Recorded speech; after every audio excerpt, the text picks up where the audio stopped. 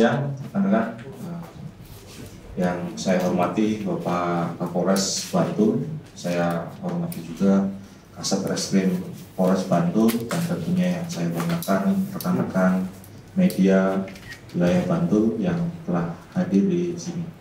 Pada hari ini, Senin 13 Februari, kami akan merilis ungkap kasus yang sempat beredar dugaan penemuan mayat di Gumuk Pasir, namun setelah pengembangan adalah penganiayaan yang mengakibatkan orang meninggal dunia. Untuk materi akan disampaikan langsung Bapak Kapolres Bantul, dan untuk mempersingkat, mohon izin bisa langsung disampaikan.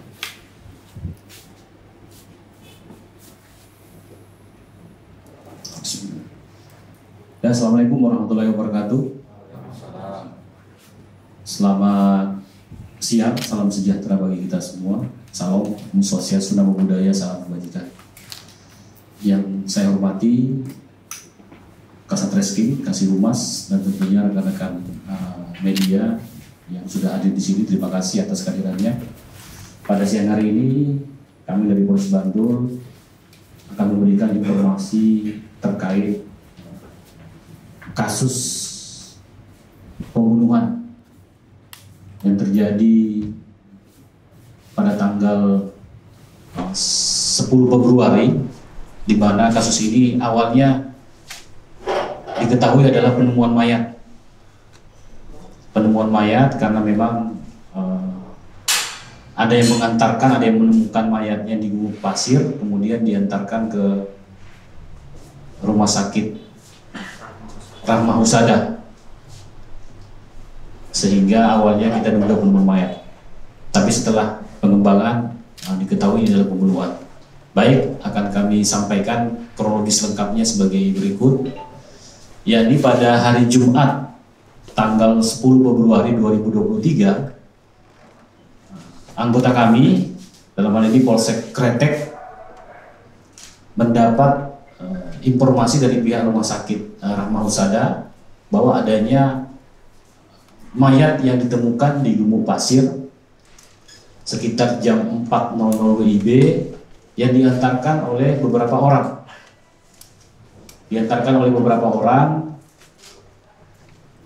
Dengan alasan orang tersebut menemukan mayat tersebut di Gumuk Pasir, kemudian membawa mayatnya untuk diserahkan ke rumah sakit, katanya untuk pertolongan pertama, siapa tahu masih hidup. Tapi setelah dicek oleh pihak rumah sakit, sudah tidak bernapas atau sudah jadi mayat.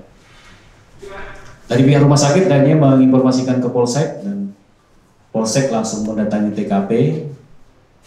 Kemudian saya perintahkan juga ke Kasat Reskrim untuk mengasistensi, karena memang hasil pemeriksaan ditemukan banyak luka tanda-tanda kekerasan, sehingga inilah kecurigaan kami bahwa ini bukan penemuan mayat biasa.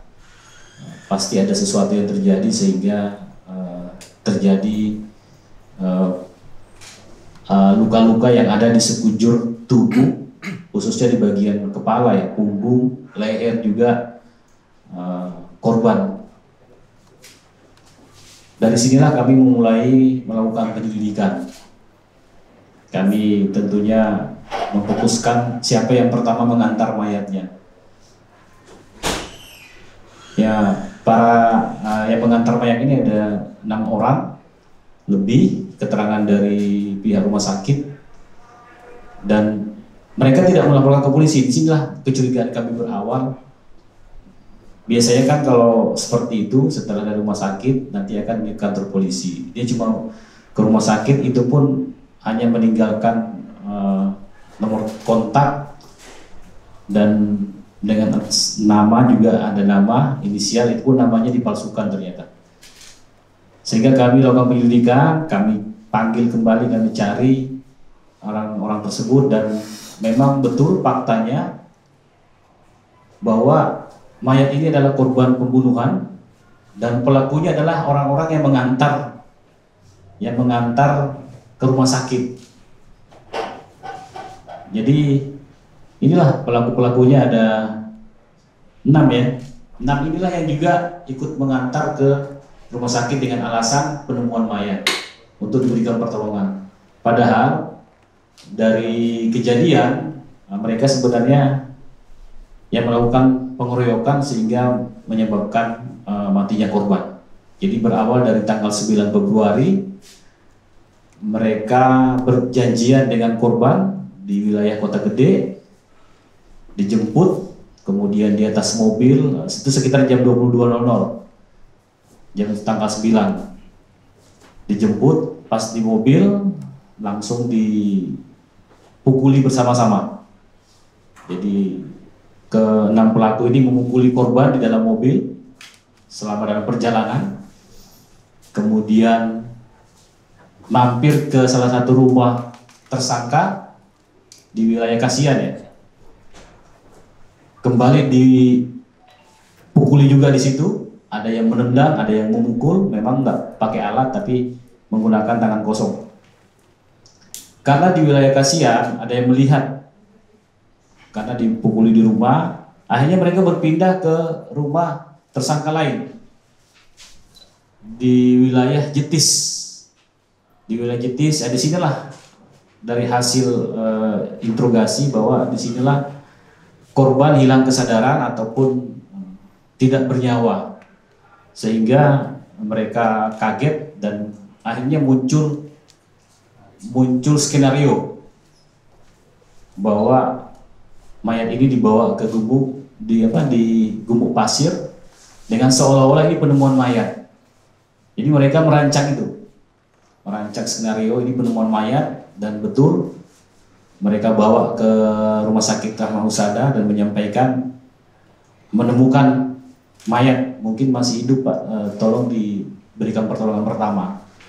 Nah ini seperti itu kronologis kejadiannya, berawal dari informasi penemuan mayat. Tentunya kami tidak percaya 100% karena memang hasil pemeriksaan luar banyak tanda-tanda kekerasan, sehingga kami melakukan penyelidikan, dan alhamdulillah dari kejadian jam 22.00 tanggal 9 kita bisa mengungkap keesokan harinya. Artinya dalam hitungan jam pelaku dapat kami amankan semuanya dan mengakui perbuatannya. Untuk tersangka atau pelaku yang kami amankan berjumlah 6 orang, ada di samping kanan kami. Yang pertama adalah DB alias Ucil. Ini perannya dia melakukan pemukulan lebih dari 10 kali dari keterangannya, kemudian baik itu di mobil maupun di rumah, ya, rumah salah satu yang bersangkutan ya.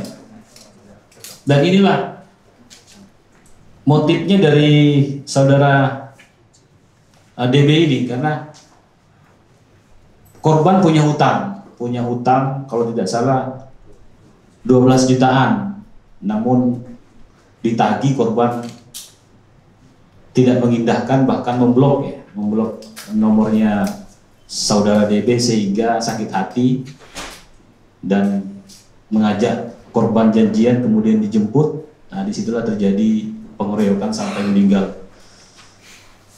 Ini DB, dia juga yang merancang skenario penemuan mayat ya. Ini memang otaknya semuanya di DB, sehingga dapat kita lihat, kita berikan tindakan tegas tentunya, karena memang melakukan perlawanan pada saat kita mengamankan. Ini DB yang duduk, kemudian alamat DB sendiri di wilayah mana nih? Kasihan ya, Dusun Kersen ya, rumahnya di Dusun Kersen, Kasihan. Pekerjaannya ya tidak ada pekerjaan. Kemudian yang kedua RP, ini yang pelakunya masih sekolah ya kalau nggak salah. Ini yang baju putih, kita tidak perlihatkan mukanya, masih sekolah. Ini perannya juga ikut memukul mengenai kepala kurang lebih 5 kali dan menginjak kepala korban sebanyak 2 kali. Kemudian yang ketiga adalah, ini juga orang kasihan. Yang kedua, yang ketiga juga nama NN alias Brianco Brian ya, Brian. Inilah yang mengantar dan menitipkan namanya dan nomor telepon Brian. NN ini perannya juga ikut memukul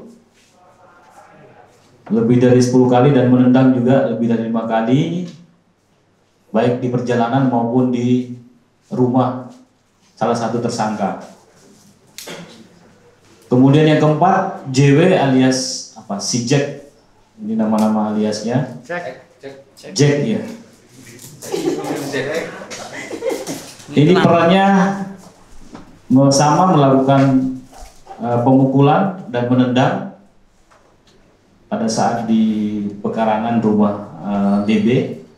Kemudian yang kelima, YU alias Kincling. Ini juga sama perannya memukuli korban dengan menggunakan tangan dan menginjak-injak juga korban badan dan kepala pada saat berada di pekarangan rumah DB. Terakhir, inisial BAM, BAM, ini perannya juga sama memukul pada saat di perjalanan, di mobil dipukuli, dan juga di pekarangan ikut juga menampar dan menginjak korban berkali-kali. Itu peran dari ke-6 tersangka berdasarkan pengakuan mereka. Ini sudah kita konfrontir. Jadi mereka ada peran masing-masing. Kemudian korban sendiri,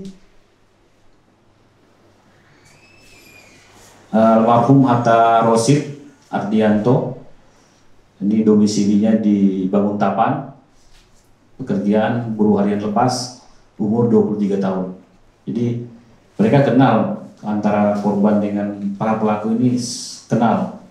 Cuma karena motifnya tadi ada hutang yang tidak dibayarkan, dan mereka korban memblok nomornya saudara DB sehingga dianggap tidak mau membayar hutang. Disinilah muncul inisiatif untuk, mungkin awalnya hanya untuk menagih, mengingatkan, tapi timbul niat untuk memukul dan sebagainya sehingga terjadi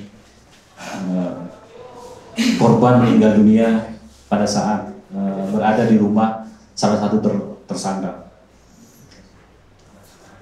Kemudian barang bukti karena di sini mereka semuanya menggunakan tangan kosong, kami hanya menyita 1 unit mobil Daihatsu Verosa dengan nopol AB 1235YZ. Ini mobilnya sudah kita sita. Kemudian untuk persangkaan pasal kami kenakan pasal 338 KUHP, yakni kasus pembunuhan, atau pasal 170 tentang kasus pengeroyokan secara bersama-sama sehingga menyebabkan korban meninggal dunia. Jadi untuk pasal 338 sendiri, ancaman kurungan penjara 15 tahun, dan ini nantinya akan kami koordinasikan dengan pihak kejaksaan terkait penerapan pasal. Tapi sementara kami sangkakan pasal tersebut. Inilah kronologis kasus yang awalnya penemuan mayat, setelah kami lakukan penyelidikan secara detail, dan ternyata memang ada luka-luka, bekas luka, sehingga kami kembangkan dan ternyata adalah kasus pembunuhan.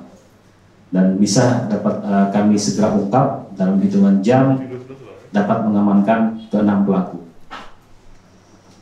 Mungkin itu, selanjutnya mungkin ada pertanyaan dari rekan-rekan media, bisa disampaikan kepada kami. Ya, silakan. Enamnya itu ditangkap di mana saja, terus sampai mereka ngeblok dan lain-lain, itu utangnya itu sudah ada waktu jangka lama atau gimana itu, Pak? sampai tega? Jadi hutangnya sebenarnya kan sepele nih, nggak terlalu banyak kan, nggak terlalu lama waktunya, nggak bertahun-tahun, masih tahun inilah, 1-2 bulan sebelumnya hutang tidak dibayar, kemudian seperti itulah dia mengajak ketemuan, ternyata pada saat di mobil sudah menunggu rekan-rekan pelaku, ada 6 orang dan melakukan penghakiman di sana. Untuk para tersangka sendiri kita amankan di rumah masing-masing.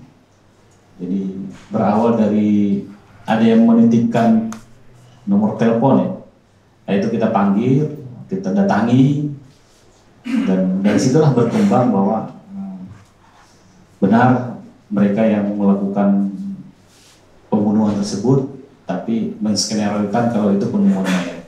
Jadi kita amankan di rumah masing-masing. Hari itu juga kita dapat kabar jam 5 dari rumah sakit ini, paginya kita langsung kembangkan dan bisa mengamankan satu persatu pelaku. Nggak nyampe siang ya, siang hari ya, jam 10-an, jam 10-11 kita sudah bisa mengamankan ke 6 pelaku dan mereka mengakui perbuatannya. Dan untuk yang satu tersangka yang masih sekolah itu pasalnya tetap sama. Jadi sama semuanya. Jadi tadi kan sudah kami sampaikan perannya ini. Ini tetap sama semuanya dan memang perlakuannya berbeda, tapi kasusnya tetap lanjut karena ini di bawah umur. Dan tetap kita proses. Makanya kami tampilkan di sini. Sekarang di ini ya, di BPRS karena memang itu undang-undang, bukan maunya kita, itu undang-undang yang mengatur khusus untuk anak. Kalau yang udah cukup umur kita tahan di Polres, yang di bawah umur ini kita titipkan di balai rehabilitasi yang ada di Sleman. Tapi nanti pada saat sidang semuanya sama-sama dan akan berproses, dituntut kemudian diputuskan oleh hakim terhadap semuanya. Jadi perlu kami sampaikan, kasus-kasus di bawah umur itu tetap kita proses, tetap berlanjut sampai dengan pengadilan. Nanti pengadilan yang akan memvonis hukumannya. Seperti itu ya, di bawah umur tetap berproses. Ini sudah kita titipkan di BHRS di wilayah Sleman. Seperti itu ya. Dan hutangnya itu terkait dengan apa, jual beli apa, mungkin kalau jual beli atau masalah lain, atau mungkin tersangka yang utama ini mungkin ya, yang mungkin skenario itu mungkin sedipis atau enggak? Ya, dan sedipis memang yang DS ini yang kita beri tanda sedipis. Nanti kita tanyakan, ini memang sepertinya sih dari hasil-hasil apa ya, hal-hal yang ini, tapi itu di luar ini ya, di luar kasus yang kami selidiki. Kami coba menyelidiki kasus menyebabkan matinya orang. Di hutangnya ini tentunya terkait dengan bisnis mereka. Kita tidak perlu mendalami ya, nanti kita kembangkan itu hutangnya terkait apa. Tapi sebenarnya sepele ya, hanya 12 juta, tapi ya menyebabkan matinya orang atau hilangnya nyawa seseorang. Ya. Selain ke-6 yang sudah tersangka ini, masih ada kemungkinan tersangka lainnya? Ya, cuma 6 saja. Jadi memang mereka inilah berenam yang mengeksekusi korban, berenam saja. Pakai mobil Pajero, jadi mereka dipukul itu mobil Perosa. Ya tahu sendiri kapasitasnya Perosa kan segitulah. Ya. Ini dalam pengaruh alkohol atau secara sadar pukul itu? Sadar. Secara sadar karena tadi sakit hati, alasannya karena korban mengelak pada saat ditagih hutangnya. Korban meninggal di rumah sakit atau dari keterangan pihak rumah sakit ya, karena ini ahli yang menentukan jam berapa korban kehilangan nyawanya. Jadi diperkirakan dari jam 30 menit sampai dengan 8 jam ya. Ya, jadi sampai di rumah sakit itu udah meninggal.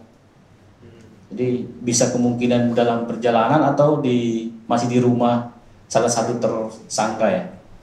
Jadi keterangan dari dokter itu 30 menit, itu perkiraan dokter ya.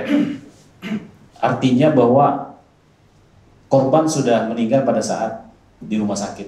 Jadi meninggalnya di luar, apakah di jalan ataupun masih di rumah itu.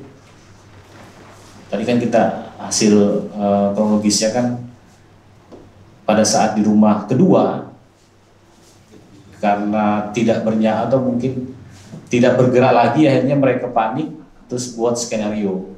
Bisa kemungkinan di rumah yang kedua ataupun dalam perjalanan. Nah, tapi yang pastinya dari keterangan dokter pada saat sudah di rumah sakit korban sudah tidak bernyawa, seperti itu. Pak, itu yang itu kan membuat informasi palsu Pak, itu disangkakan nggak Pak? Ya ada. Di sini salah satunya yang NN ya. NN alias Brian nih, alias Brian yang menitipkan nomor handphone dan namanya. Itu. Tetap sama, tetap pasalnya 338.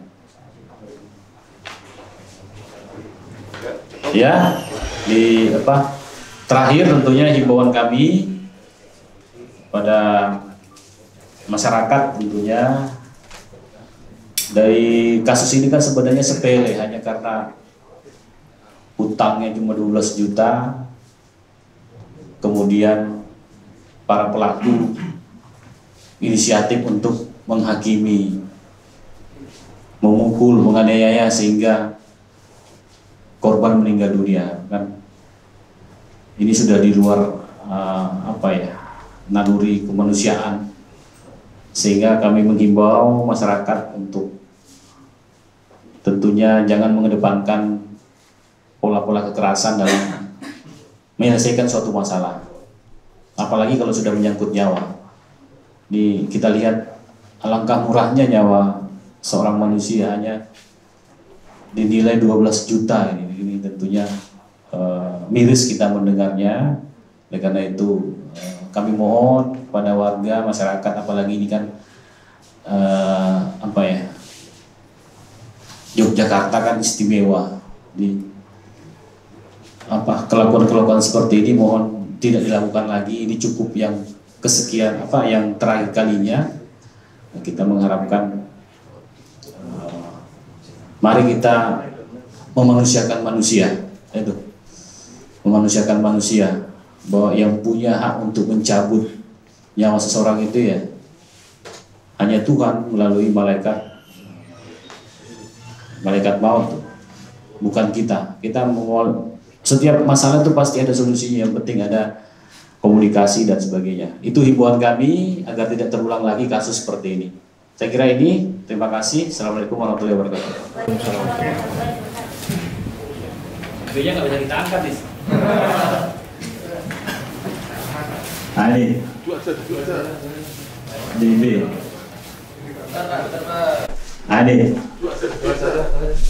Ini DB.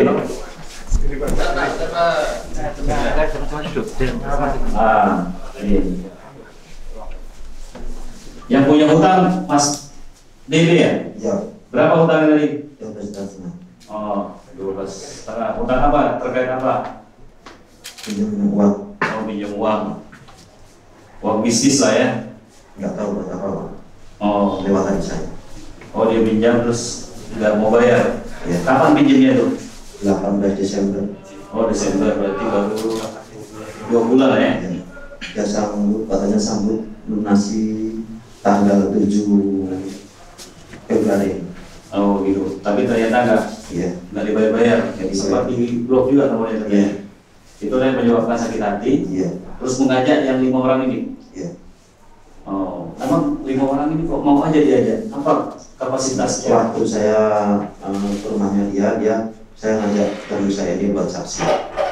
Oh, saksi. Emang ada niat awalnya untuk membunuh itu? Nggak ada sama sekali. Nggak ada. Saya kasih kira ternyata melewat batas. Oh gitu. Jadi nggak ada niat sebenarnya. Yang paling banyak mukul siapa dari 6 ini? Saya. Saudara DB ya? Iya. Pukul apa aja? kepala, badan. Nggak pakai alat sama sekali, nggak pakai. Dibenturkan di tembok juga? Nggak ada. Nggak ada ya? Dipukulinya di mana aja? Kepala. Nggak, di TKP-nya di mana aja? Di mobil? Ya, mobil sama di. Jadi selama di jalan tuh dipukul terus? Ya, nggak terus. Ya, terus di rumah? Ya, sama rumah, ada 2 rumah kan itu? Iya, di rumah saya. Sehari-hari kerja apa Mas Dewi ini? Cuma bantu orang tua. Bantu orang tua ya? Iya. Ya. Mas waktu ide ajak temennya enggak? Enggak ada.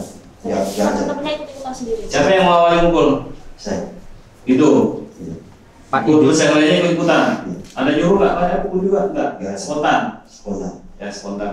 Pak Ide buat skenario penemuan mayat. Oh ya itu kan setelah tidak bernyawa, terus siapa yang punya ide skenario ini? Kita taruh ini ya alasan ditemukan mayat Bersama-sama. Siapa yang paling pertama ngomong itu? Ya, saya solusi itu. Oh berarti ya, Pak DB-nya ini ya, ngikut. Ya. Lantasnya ke rumah sakit dari sama teman-temannya ini. Iya. Iya. Iya. Jadi mereka semua yang ngantar korban. Sama korban lagi kenal ya? Kenal sebelumnya? Kenal cuma perantara lewat teman saya. Oh, gitu. Udah pernah di penjara berapa kali? 2 kali sama ini. Kasus apa? Sebelumnya narkoba. Oh gitu. Ya. Berarti korban nggak pernah dibawa ke Gumuk Pasir ya? Nggak pernah. Itu skenario aja. Terus gimana Mas? Apa jenengan mukuli orang saya meninggal gitu? Nyesel. Ya, nyesel sama dia. Panik nggak waktu itu? Panik. Karena panik saya ke rumah sakit. Ya, dulu. Jadi mukul berapa kali? 10 kali. Pakai tangan, pakai kaki juga. Terus mukul berapa kali? 10. Tangan sama kaki. Pakai tangan. Ini berapa kali? 10 kali. Wah, ini paling besar tangannya ini. Berapa kali? 10. Ini banyak tatonya pernah penjara juga? Belum. Nah ini, nggak usah ini. Sekolah di mana? Apa? SMA atau SMK? Hah? SMK apa SMA? SMA. Di wilayah mana? Bantul. Kok bisa ikut geng kelompok ini? Kamu aja sendiri anak sekolah. Kelas berapa? Kelas 2. Ya. Ikut mukul juga? Berapa kali? 10 kali. Ada ikut geng nggak di geng ini? Ya, seperti itu ya. Pak, dia ditembak dia sempat mencoba. Ya. Gimana? Dia kan pada saat ini kan apa ya, jagoannya lah ini. Pada saat ini karena sudah biasa ini, dia sempat mau kabur, terus anggota melakukan upaya paksa, tindakan tegas. Ya. Dia dikamuflasekan oleh pelaku bahwa itu adalah penemuan mayat. Penemuan mayat, dan pelaku sempat membawa korban ke rumah sakit. Artinya setelah ditemukan setelah tidak bernyawa, pelaku membawa ke rumah sakit dan menyampaikan bahwa ini ada menemukan mayat di wilayah Gumuk Sari, Gumuk Pasir, Pantai Parantritis itu. Setelah itu dari pihak rumah sakit menghubungi kantor Polsek Kretek, dan anggota kami langsung ke lokasi dan melihat ada hal tidak wajar dari beberapa bagian badan korban, ada bekas tanda-tanda kekerasan, dan pihak dokter pun membenarkan bahwa ini ada tanda-tanda benda tumpul, sehingga diperkirakan disebabkan korban meninggal itu karena penganiayaan. Dari sinilah kami perintahkan ke Satreskrim untuk mengasistensi kasus ini.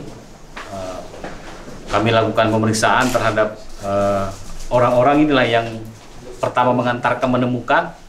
Pada saat pemeriksaan inilah mereka mengakui bahwa sebenarnya mereka yang menganiaya korban sehingga meninggal dunia, kemudian panik dan membuat skenario bahwa ini penemuan mayat.